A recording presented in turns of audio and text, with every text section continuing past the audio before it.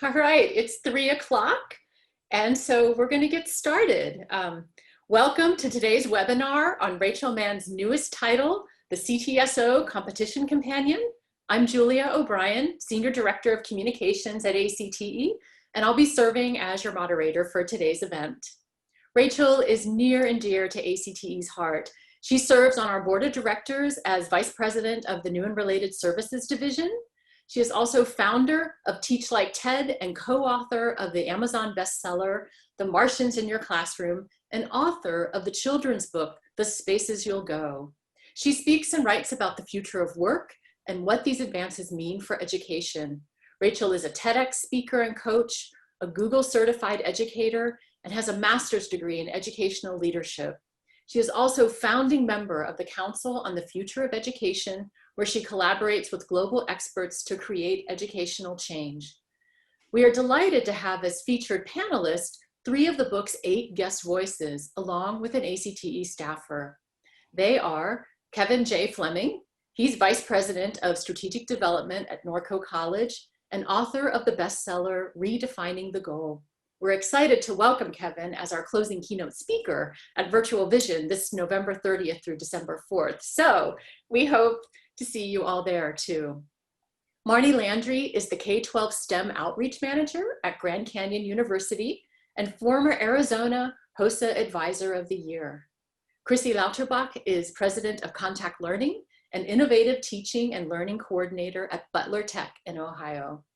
And last but not least, Lauren Fillebrown is ACTE's Programs Coordinator for Strategic Partnerships. She received an American FFA degree and served as a state FFA officer.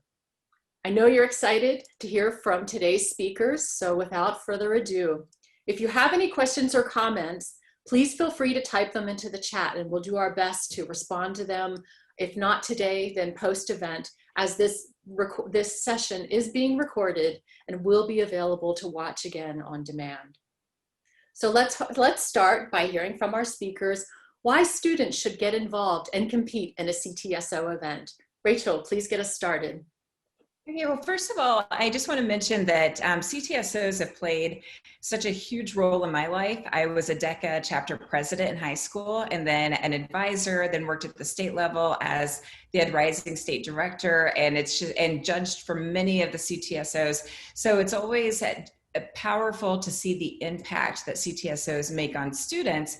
And the competitions themselves are an opportunity for students not only to possibly go on to state competitions, to national competitions, to win scholarships, but they're also building a resume with these opportunities to really showcase what they've accomplished, whether it's a project, a speech that they've given in front of a large audience, or even I've actually seen people receive job offers because they asked some advisors in their area that were just local community members to come in and do a mock judging of their CTSO event. And I know for just one example at Westmec, there was an IT student who he was offered a job based on that, and he ended up accepting that job right out of high school. So there's so many opportunities that come out of the CTSO competitive events that really truly open doors for the future.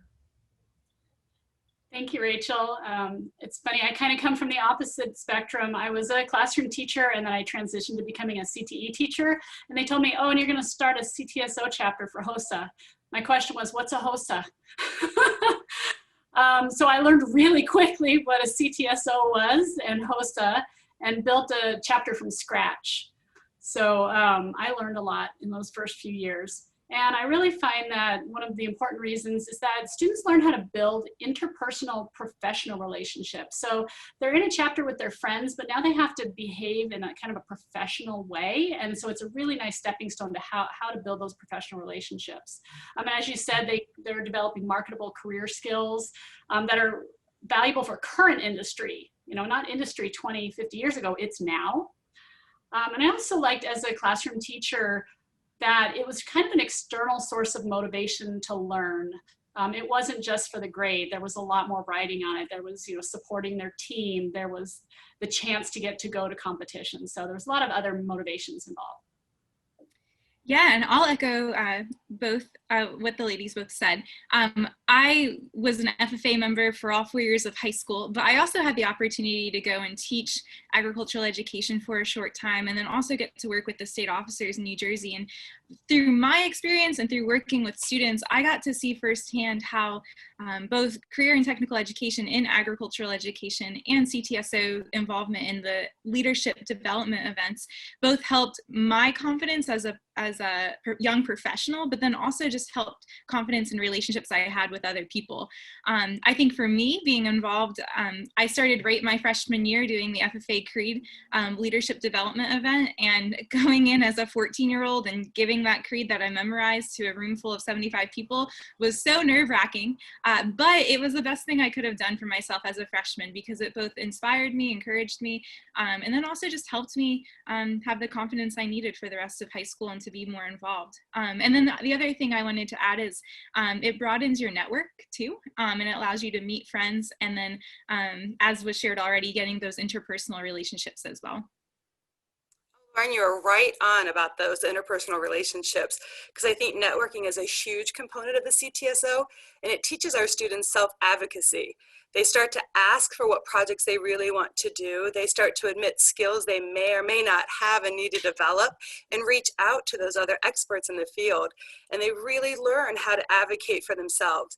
My favorite thing, though, is to watch them go from someone who's shy and can't say hello to a new person to meeting and greeting people from all over the state or all over the nation at competition like they're old friends, and having the grace to catch up with each one of them and really care about them. And I see some of my students have made really great friends through competition, and we don't even live in the same areas, but they build those lifelong relationships. I want to round out the panel by saying I feel like I'm a little bit of the odd duck here. I was not fortunate enough to be in high school. I was not a CT student. I came late to this game as an adult, and I've been a big supporter for 15 years as a judge at competitions, but I did not have that experience as a youth, and I wish that I could go back in time and really gain it, because the research shows that most of our students nationally are graduating deficient with the skill mastery, the collaboration, the teamwork, and the professional skills that these competitions can provide.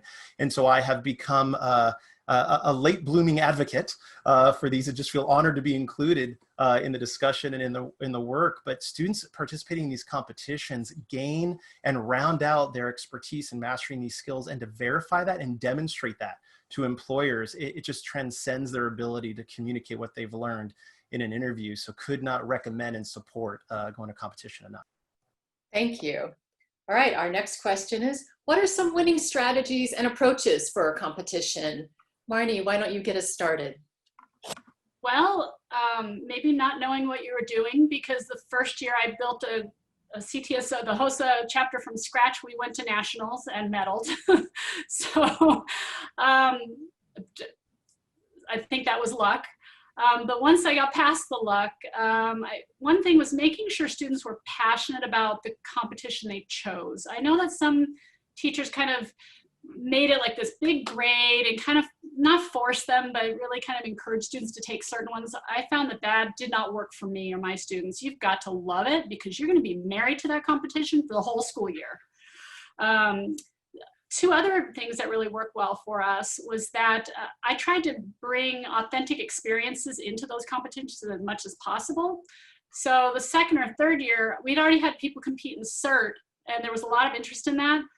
I was able to sign up with our local fire department to bring in CERT training, and we all became CERT certified. So even kids who weren't competing, it was just an opportunity. I would bring in guest speakers from different fields, and try to go as many field trips that were, authentic to what were part of the competitions. And lastly, which may seem counterintuitive for winning, we teamed up with other chapters.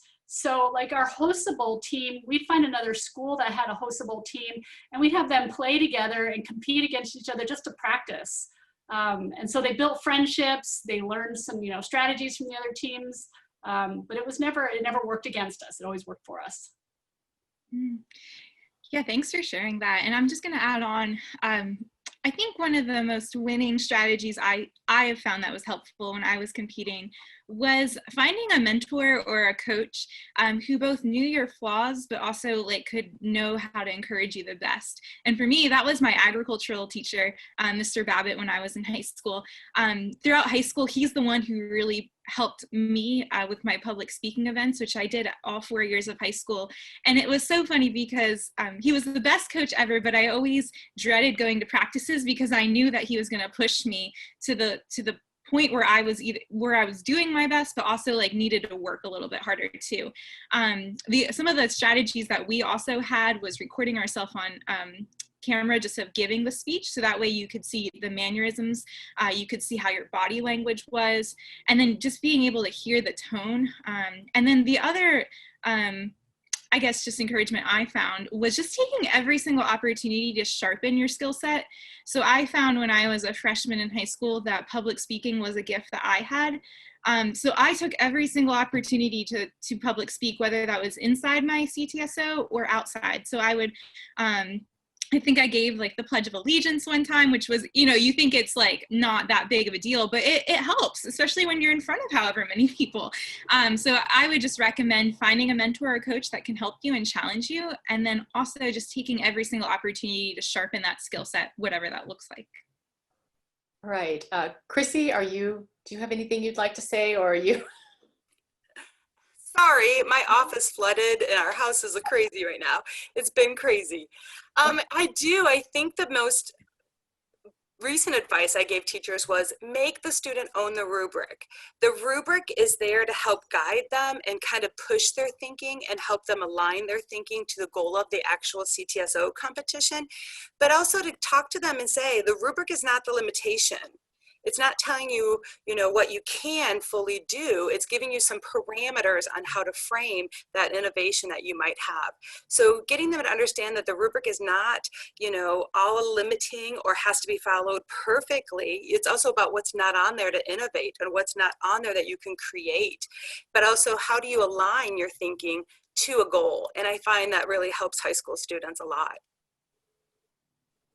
Crissy, I am so glad you mentioned that, because I have seen it so many times where the rubric is very specific. It should be used as a checklist. And I've seen phenomenal presentations and displays as a judge. And it just hurt my heart to see how much work they put into something, but something like, I remember it was with Skills USA, it was either a chapter display or a bulletin board competition. And they went to above and beyond and even created this app that was attached to it. And one of the things on the rubric was that you cannot have technology. And here they put together this amazing app that was just such an addition to it. But I had to actually count that against them, because that was something that the rubric specifically said do not do. So that, and then also planning early. I can't tell you how many times we've gone to state competition and students have said, I just need another day. I just need another hour. I just need another week. And I think that the sooner you start planning and preparing and really carving out that time and setting aside time for it and making it like an appointment.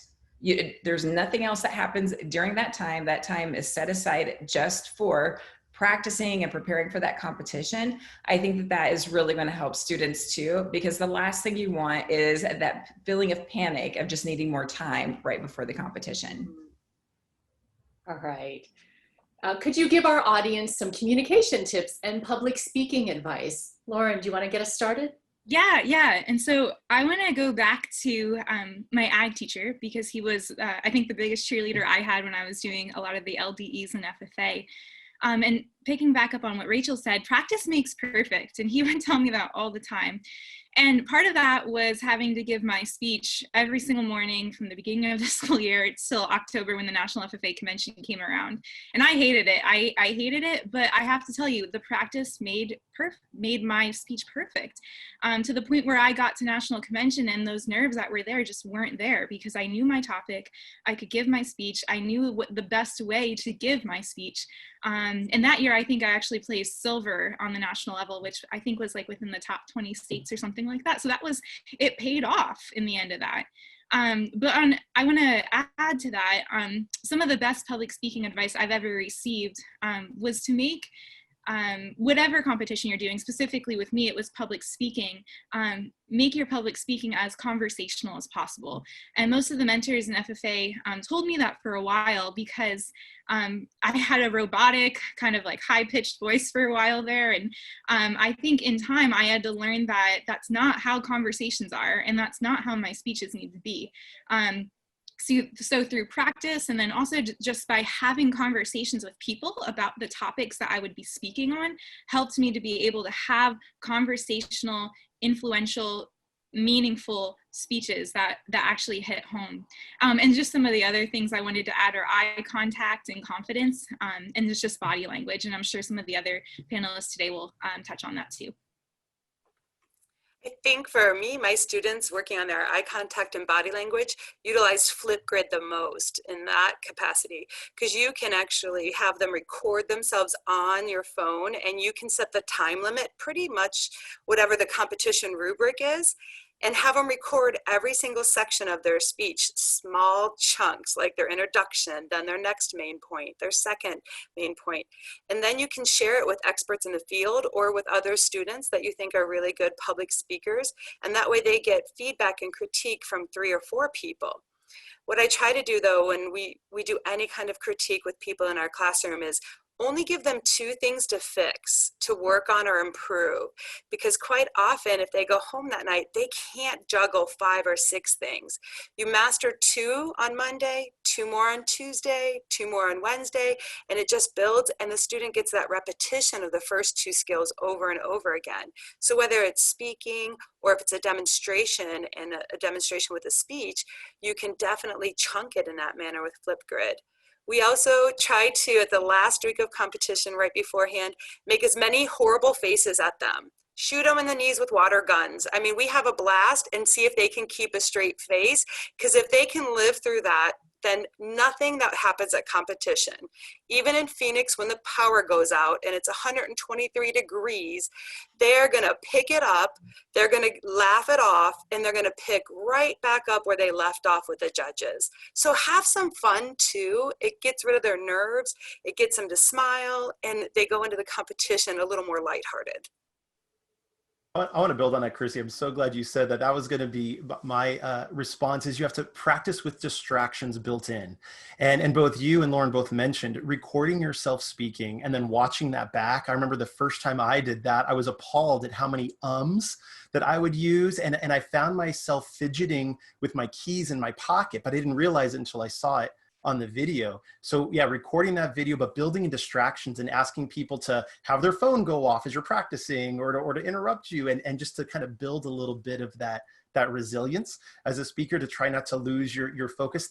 That only comes with mastery from practice. And so I really want to echo those. And our CTSOs have such good curriculum built around aiding with guides and modules about public speaking.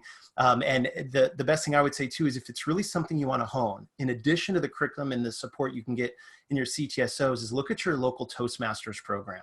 It's an organization in your community whose sole mission is to help you become a better public speaker. And I've been blessed to have been afforded some opportunities to work with Toastmasters, and would encourage you to look at that if that's something you or your students really want to work towards. But the one piece of advice I'd really also just want to share, not really advice, but just a permission, is to know that those of us that have been doing this for a long time as a judge and as a public speaker, like I know Rachel and I and Lauren, I mean, we go a lot of places and we public speak. I still get butterflies. I still get nervous. And it's okay to acknowledge and validate that, so students know. And sometimes a little nerves is okay. And as a judge, I'm never put off by that. I want to see them just kind of do their best and push through. But nerves is normal, expected, and that is okay. But just keep practicing to iron out some of those jitters. Kevin, I'm really glad that you mentioned that too, because I was painfully shy as a high school student. And if someone had told my 17-year-old self that I would be speaking in front of audiences that had thousands of people, or even a webinar, well, webinars didn't exist then, but a webinar with 49 people, I would have said, nope, you've got the wrong story. That's not in my cards. That's not in my future. And what I wish I had have known when I was younger is that it is totally normal to feel nervous. That means you're human. That's really good news. And when you remind yourself that, and that those butterflies that Kevin mentioned that you're supposed to feel that. How can you turn that nervousness into energy and excitement? And to remember that the person that's on the other side, whether it's the judges or an entire audience, they want to hear what you have to say. And what you have to say to them is a gift, that it's going to help them. Sometimes it's not about you anymore. You're really making what you have to say about your audience, and that helps. I also encourage everyone who's on this call, whether you're a teacher or a student, to watch the TED Talk by Amy Cuddy. She talks about power posing and how you fake it until you become it. So you pretend like you're confident, you spread out your body like Marni's doing, and use these big movements and hold that pose for 2 minutes. And it actually changes your physical response to where you feel more confident. And I used to coach TEDx speakers, and I would have them at GCU, at Marni's college, I would have them behind the scenes power posing for 2 minutes before they went up on stage. And it truly does change the way that you feel. And with that, I'm going to pass it on to Marni. Thank you. And I do have just some really practical advice. If your students are competing in a speech, to get the writing right. Most people want to get right into the practicing the speech part first, and that writing the speech is a long process. And if you don't want to start memorizing a speech that you are then going to change. So it was even hard for me to learn in the beginning to get them to get the speech right, have as many peer editors as possible, and an English teacher for sure as an editor. So make sure that's right before you start the rest, because once you start down the memorization road, it's really hard to unmemorize. Kevin, I could have helped you for sure. So one of my tactics for fidgeters was I had 2 sets of bells from like chorus, and they'd have to hold. So we have to unlearn some things before I can teach them proper body language for speaking. So they'd have to hold the bells by their side as they gave their memorized speech. So they didn't move. Sometimes you have wanderers, and I would put 2 chairs on the side of them. They can't move, and because they would rock when they talked. If you touch the chairs, you're out. So those are some things that if you've taught students before, you know that sometimes they don't speak up. And so we would practice tongue twisters together, and also I would make them stuff their mouths with marshmallows and then still give their speech, and I still had to be able to understand it with the marshmallows. So a little bit of torture. Or fun, a little fun. A little both. It's a gray line, yeah.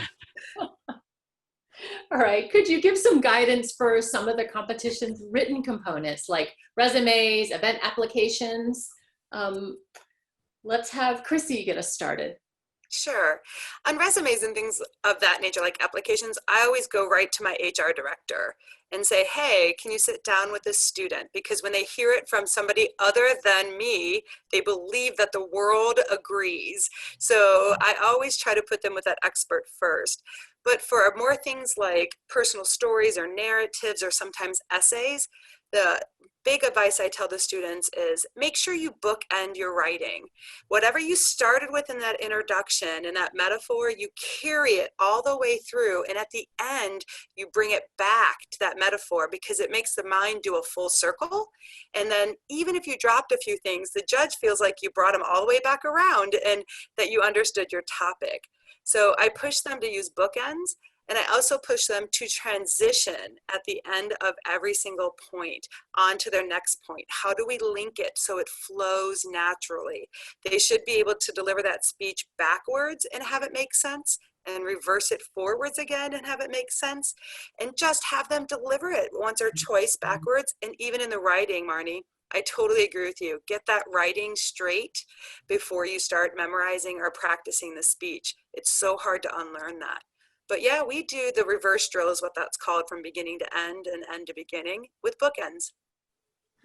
I love that strategy. I'm gonna have to try that. I haven't actually tried to give one of my talks backwards. I should learn from that. And I agree with what you and Marni said about the writing and the editing. The best advice I've ever heard about writing for competition, it's the rule of 3. You want 3 different individuals to review and edit any written piece. Because as a judge, it's heartbreaking, kind of like what Rachael mentioned, when you have this team and they're doing everything right and they're performing so well, the speech is great, But you look in the binder and there's a bunch of misspellings, like some easy stuff that if someone else would have looked at it, they would have caught those things. So I would say it's always the rule of 3. Get 3 different folks to look at it, edit it, and just make sure that it reads well. That'd be the best advice I'd share. Well, and going along with that whole idea of going backwards, I had my mom, who's actually on this call, which I'm excited to see her name pop up on the attendees, but she was a language arts teacher, so I would have her come in and work with my students on the written components. And she would have them start with the very last sentence. So if it was an essay, a resume, whatever it might be, she would have them start at the last sentence and edit each sentence in reverse. Because that way, sometimes when you're reading through, you miss things. Your eyes play tricks, like it's an optical illusion, and you just miss things. And also, if you know the way that that person talks, you're just hearing their voice, and it makes it easier not to notice things. But by each sentence and working your way back up, you pick up on things because it's out of context. And then she would also give them symbols to use and different colors to use. So if there was a sentence that was incomplete, they either had a symbol or a color that they would use for that to edit each other's work. And that would just give them some ways to kind of make it fun too while they're peer editing. And I think that it's important too that before a student, going with Kevin's rule of 3, before they go to another adult who already has a lot on their plate to edit, ask them, have you already had those 3 other students look at the work? And then you're presenting something that's much more polished, and it's less work for whether it's the language arts teacher or the parent or whoever is now looking at it. You guys have done a nice job talking about the writing part. I'll touch on applications and resumes.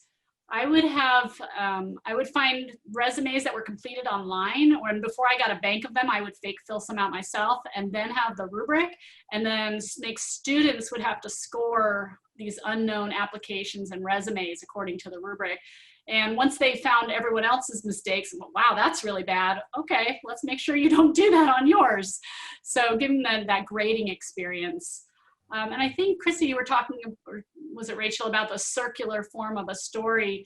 And so there's lots of other formats too for the writing, and English teachers will know the names of all of them, but like the hero's journey. But pick a format that builds anticipation or puts a challenge and then accomplishment at the end, to really think about that before you do your writing, and then to fit your story into that format.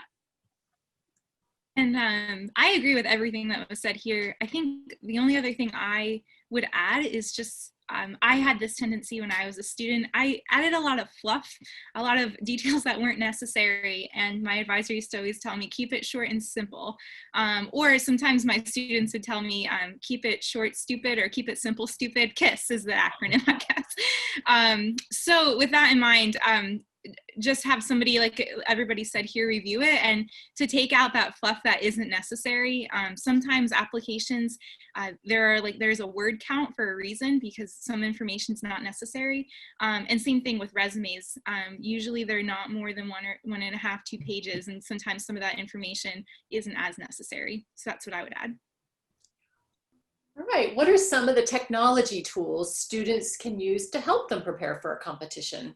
Rachel. All right, well, I love technology and I have a zillion tools, but I'm just going to share 2.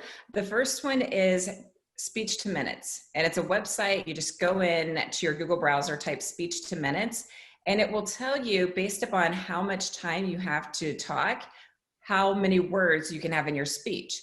So instead of trying to get the timing right, when I did my TEDx talk, I knew I had 18 minutes. It gives you the option of, are you a slow speaker, average, fast speaker? And then it also uses that into the formula, but then it tells you what your word count is going to be. And that really, really helps to simplify that process of getting your speech to the right length. The other one that I recommend is Teleprompter. It's an app that you can download. There's a free version or a paid version. The free version does have the logo at the bottom, which is totally fine if you're just using it for practice. But like Lauren mentioned earlier, sometimes we don't realize our facial expressions. We might be mean mugging, or we may be just have a scowl on our face. Are you smiling while you're talking? But they're able to actually see themselves, but they have, just like a news reporter has their script rolling through, it's actually rolling through at the same time that they're video clipping, and they're able to go back and analyze their talk. When they analyze the talk, they don't see the words, they just see their video clip. And then they can also practice, because we all have a tendency to speed up our speech when we're nervous. You can change the speed of the teleprompter to rabbit mode so that they practice speaking very slowly and really drawing out those words to where it's almost uncomfortable, kind of like Marni mentioned, getting out of that comfort zone when you're practicing your speech. And also then having them do it really fast and feeling that difference and really coming up with that Goldilocks zone for the rate of their speech. Okay, I'm really excited to steal both of those. I've never heard of either of those tools, so that's fantastic. Thank you. I think Crissy, you had mentioned Flipgrid, so that, you know, that's a great one just from practice video wise. I taught biotech, so a lot of mine were really technical, and I had a lot of nursing students. So I used a lot of virtual labs and virtual simulations. I put a couple links in the chat. There's they kind of match together, but the first one is a fantastic site for biotech virtual labs, and then there's 2 nursing ones kind of crammed together there. But for tech tools, finding videos and simulations for them to watch somebody actually going through the procedure, you know, for that second part of the competition, so they know what it should look like by a professional or have practice doing it. And so I have to say I'm learning in this realm because I've used the teleprompter like Rachel has mentioned, and I'm sorry, there seems like there's a siren going on outside my window. But I would add that when I was practicing a lot for my CDEs, it was, I would use the recording on my phone, just the audio recording. So that way I could hear the inflection of my voice. And so a camera would work perfectly fine too, but I think there is an element of being able to hear without seeing, to see just how much your speech or whatever you're doing, the inflection matters. And for a lot of the scorecards, at least in FFA, the inflection or the tone of voice was a huge component of the rubric. So I would recommend that. And then getting away from technology, now that we're really in the technological field that we're in, or time that we're in, I would say I'm a big fan of when I had to memorize, handwriting something down. There's an element of like being able to write something down. It just helps you memorize better. So I would just always say that's my go-to when I'm looking to memorize. One of the things that we do with our students is to avoid, for me, was Prezi, because any information that you put in there and the movement is very small, but the movement is so large, you lose the student. So we really focus technology-wise on making it all about the student, teaching them how to use a clicker so they have smooth transitions as they're speaking and don't have to jump behind their computer, making sure they know how to set up their computer. Have they stored their project 3 places? One being in their hand on a thumb drive, old school style, because if that internet goes down, you can still deliver at that time. So for us, we really focused on some of those more polished moves in that space. And we really looked at the Pesha Kasha style, where you have 20 slides, 20 seconds. So if you had any kind of presentation, we would divide that time, figure out how many 20 seconds you had. That's how many slides you were allowed to have. And somebody in the audience would have your clicker to make sure you're moving from point to point or anything you're doing within that 20 seconds, or did you add another graphic to extend your point? That way the judges aren't just sitting there reading the PowerPoint, they actually see amazing visuals, and then they have to listen to what the student is saying. And that gets them to understand how important their words are, their writing, and their presentation style is. Thank you.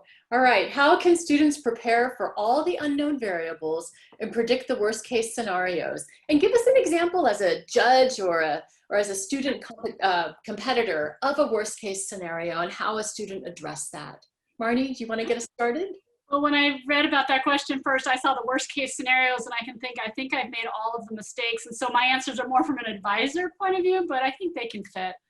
Oh my gosh. So first of all, like hosts said, I'm sure all of them we have over 50 events, and many of them are team events, and each team event has a different number of team members if possible. I have registered the wrong team members to the wrong competition. So having a really good relationship with your state director is super important because they're going to save you when you make those mistakes. Having a checklist for competition for parents and students. My checklist wound up having things like 2 pairs of socks, 2 pairs of pants. Why did I have those on my checklist? Because we get to competition and a student had no pants. So having to borrow a suit pants from another student, the wrong size. I've definitely had first aid issues. So I can remember I never even had a first aid kit with me my first year. I just never even thought of it. Having a first aid kit. Of course, we had nursing students, so that helped. Yeah, someone said stockings too. Yes, have stockings. Yeah, I always carried extra shirts with me because a girl would not have a shirt. And then when we would do in-state or out-of-state ones, I absolutely always have a second vehicle. And I know you might have to fight with your districts about this. Like we would take a bus, but I would also get a van. I mean, I've had a medical emergency where I had to transport a student back to Phoenix in the van, but the rest of, I've got 80 kids still in competition. I can't take all the kids with me, an advisor. So think about those first aid situations. And last of all, cash advance, figuring out how you're gonna cover emergency expenses. I've had like emergency medical expenses and I had to pay for them because I had to get the treatment for the students. Or a kid shows up and has no money for food. I'm paying for all the food. So I could go on and on. I've done everything wrong, so sorry. Yeah, and so I'll give the student perspective just because I don't have as much experience being the advisor. I think I do share first. Worst case scenario for me when I was competing was being involved with the extemporaneous public speaking event in National FFA. That event is you go in and you topic and then you have to give a 30-minute speech, or I'm sorry, a 5-minute speech on it. You have 30 minutes to prepare for it. Worst case scenario for me was that I picked a topic that I had no idea what to talk about. So here I was in this competition just really overwhelmed. And so worst case scenario for me was that. And I think what I had to do was just go in and have that confidence, like Rachel talked about with the power pods, is like, you fake it till you make it and you act confident about the topic. And so part of that was in my head, if you have a competition where you need to think of something on your feet, have an outline in your head of what you could say and then tailor it to that certain topic. So for me, I think the topic I got was agricultural engineering and I wasn't as strong in that. But I was able to have the outline so that way I could give the speech and then just add little bits of information confidently with a smile that made the judges seem that I knew what I was talking about. So that would probably be the first bit of advice. The second piece would be, I competed in some job interviews for the LDEs. And then also, I think I did a STAR interview as well, where you had to bring written materials with you.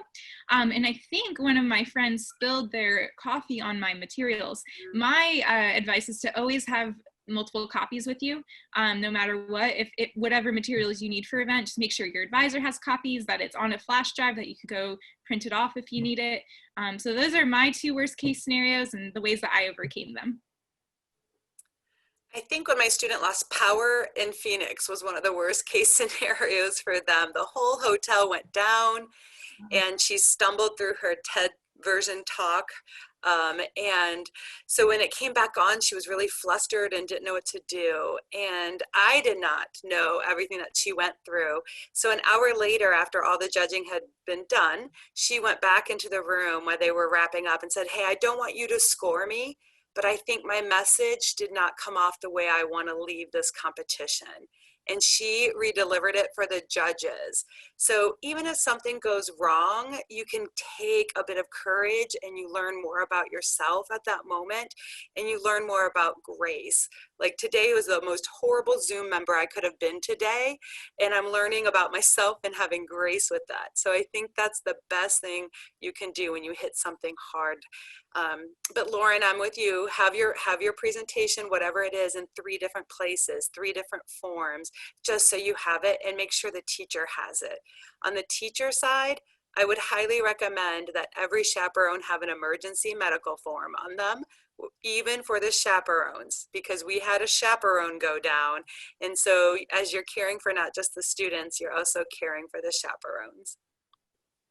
Well, Crissy, this year we are all learning about grace as we have transitioned virtual, and you're doing fantastic, for the record. So don't worry about it. We extend and give grace this year. When I read the question about the worst case scenario, I'll jump from the judge's perspective. A couple of years ago, I was at the statewide Skills USA competition here in California, where I live, and I'd finished judging the event, and I was finishing some paperwork in the room, and then a team came, and the time was done. They missed their whole slot.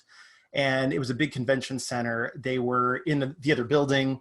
And so it's a predictable worst case scenario. But if you want to compete, the worst thing is to not show up or to miss your slot and be in the wrong place. So the advice I would give is the same for whether it's your first day of college or when you're going to a competition, is find the room in advance and walk the halls, spend the time to go through, know where all of the locations are. Sometimes they change. Sometimes there's a lot of diligent planning that goes into running an event from all the organizations, but sometimes they have to flop rooms. And so always just be, it's like logistics 101, but I'd say always make sure you know where your building and room is, and what, like, triple check the time, and set an alarm on your watch on your phone and have someone call you. So you have 15 minutes and you're there in advance. But the worst case scenario I observed, and my heart went out for them. And we tried to do what we could so they could still present, but the window had gone to do the whole thing. But know where you're going and when you need to be there, and be a few minutes early. Kevin, that happens more often than I'm surprised how often that does happen. As an advisor, I had students who had done so much to prepare for their FCCLA cupcake competition, and they had all of their ingredients ready to go. They get there and the room has other people in it, and they text me and they're just like, "Miss, there's other people. We don't see anything about cupcakes, and we know it's the right location." And then one of them realizes that it was the wrong day. It had happened the day before. So, just really double checking, and don't count on your advisors they're trying to keep up with multiple students. You've got to be responsible for your own event and know where you're supposed to be, because a lot of times they're judging and doing other things too. From a judge's perspective, I was judging for a HOSA event here in Arizona, and it was a group event where they were teaching a lesson, and one of the students it was like deer in headlights. They were so nervous, they forgot their lines. Someone else from the group jumped in and took over, and they knew each other's part so well that not only did they recover from this worst case scenario, they won. They did a fantastic job, and it actually showed their ability that they had prepared for that worst case scenario and already knew each other's part. So just because something goes wrong, that doesn't mean you're done. That doesn't mean you're out. How you can recover can mean just as much to the judges as what actually went wrong. As a third example that I'll give, since I think we have time for it, as on a personal level, like Marni said, I could write an entire book on worst case scenarios that have happened to me, whether it's in speaking or advising or what have you. But one thing that happened as a state supervisor at the Department of Ed, it was my first event where it was a luncheon where I had to speak. They went a little out of order, and I'd just taken a bite of food because it was a reception as well. And they called me up to the stage. I literally tripped over nothing on my way up. I was just rushing to get up on stage and had this bite of food in my mouth. When I got up there, I made a joke about it because I could see the horror on the faces of the audience. They felt so awful for me. And as a speaker, you want your audience to feel good. So giving them permission to laugh is giving them permission to feel good. If you show your embarrassment and they feel sorry for you because they're going to feel that tone, feel that emotion, then they feel bad. So really give them permission to feel good, be lighthearted about it, own what happened. And it's really going to cause people to, it's just going to make it play out in your favor instead of being something that could be embarrassing. And I also encourage you to watch another TED Talk. Chris Hadfield, who was an astronaut who went blind in space, his entire 18-minute TED Talk is about preparing for worst case scenarios. So definitely watch that. If you're an advisor, add that to one of your CTSO meetings or to a class where you show them that video and get some thoughts on that. Thank you so much. All excellent tips and guidance and strategies. Do any of you have any final thoughts or guidance you'd like to share with today's attendees? If I could, so for any students who are on the call or even advisors who want advice for their students, I'd say the number one important thing with any LDE, well, FFA calls them LDE or CDEs, but any competition in a CTSO is just to have fun. Like, make sure that you're having fun. It's not about the prize or my advisor used to say the golden medal at the end of the day. It's not about that. It's about the growth.